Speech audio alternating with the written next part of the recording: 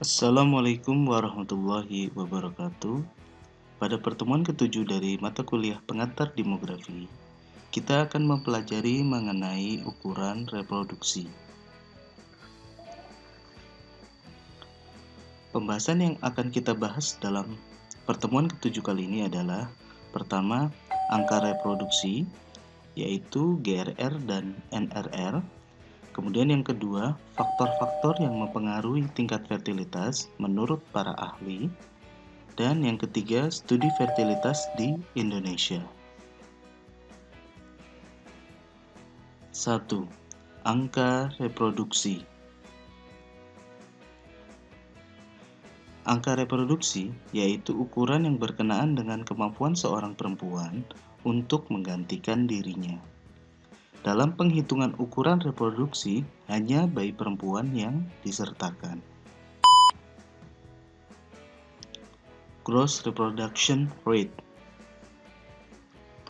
Angka reproduksi bruto atau gross reproduction rate atau kita singkat sebagai GRR adalah jumlah kelahiran bayi perempuan per 1000 perempuan sepanjang masa reproduksinya, dengan catatan tidak ada seorang perempuan yang meninggal sebelum mengakhiri masa reproduksinya, atau kita sebut kohor perempuan.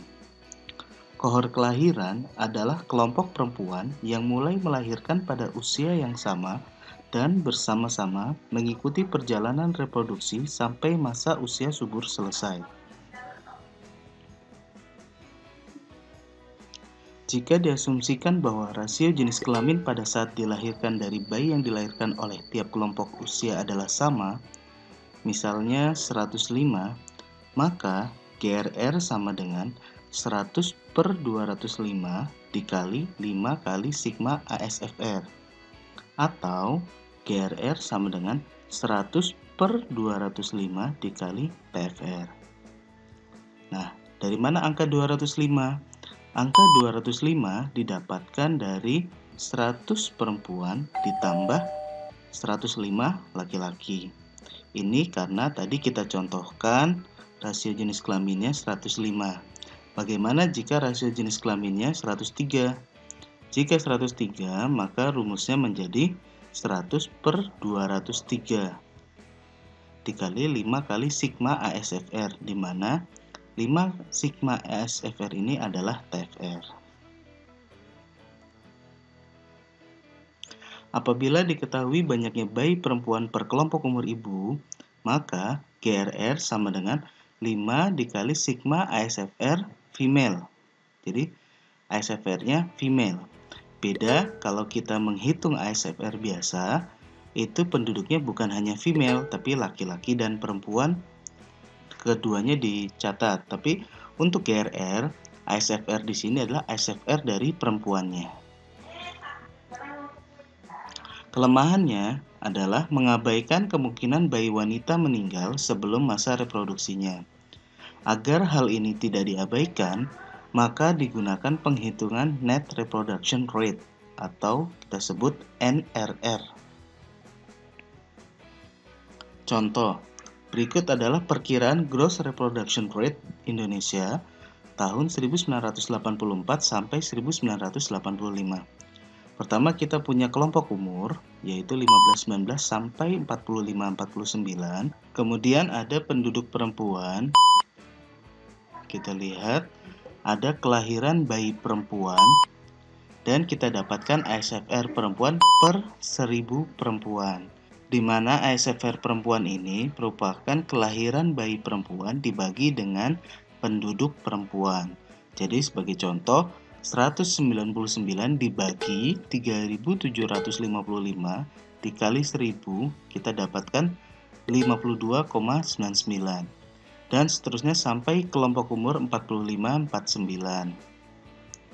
Kemudian kita jumlahkan, kita dapatkan sigma ASFR female, yaitu sama dengan 385,20, sehingga GRR sama dengan 5 dikali sigma ASFR female, yaitu 5 dikali 385,20 sama dengan 1926.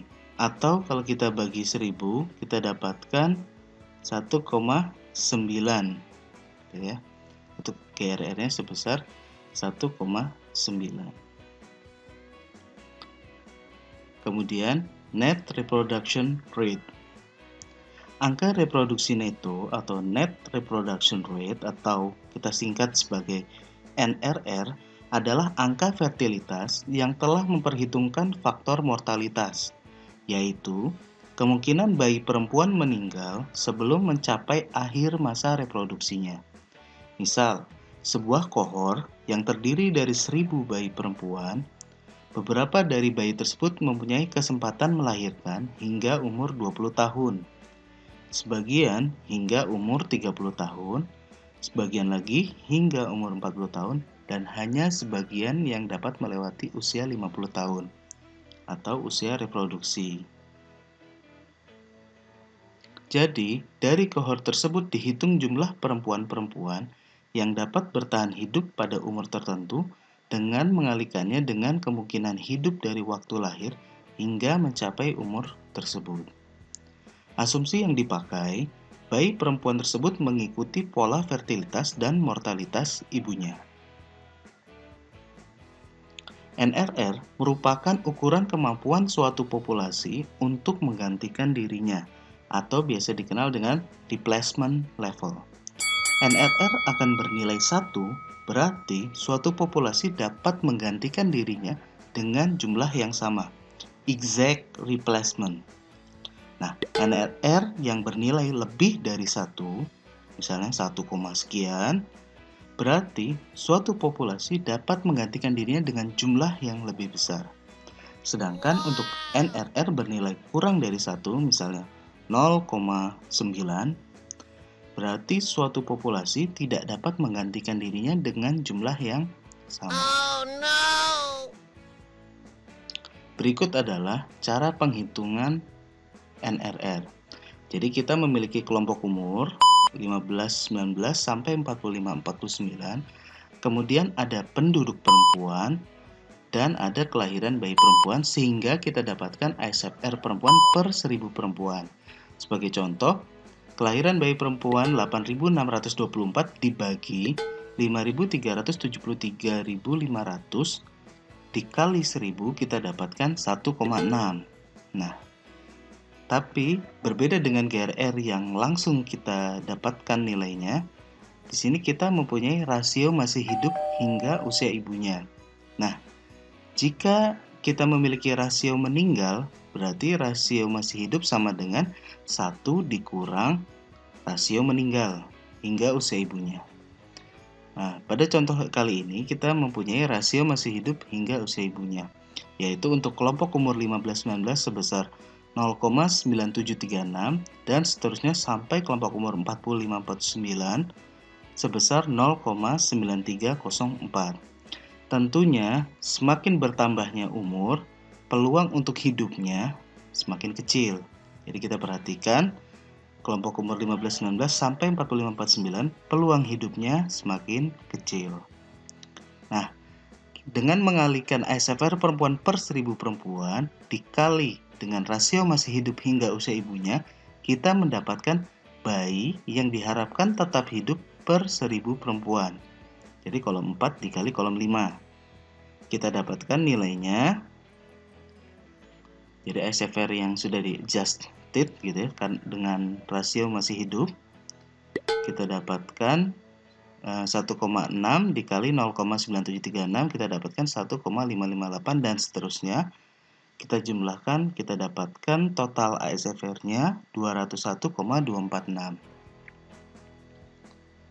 NRR adalah 5 dikali 201,246 sehingga kita dapatkan 1006,23 per 1.000 perempuan atau kalau kita bagi 1.000 sekitar 1,006 per perempuan. Artinya, rata-rata banyaknya anak perempuan yang dimiliki oleh suatu kohort perempuan yang akan tetap hidup hingga masa reproduksinya adalah 1,006 orang.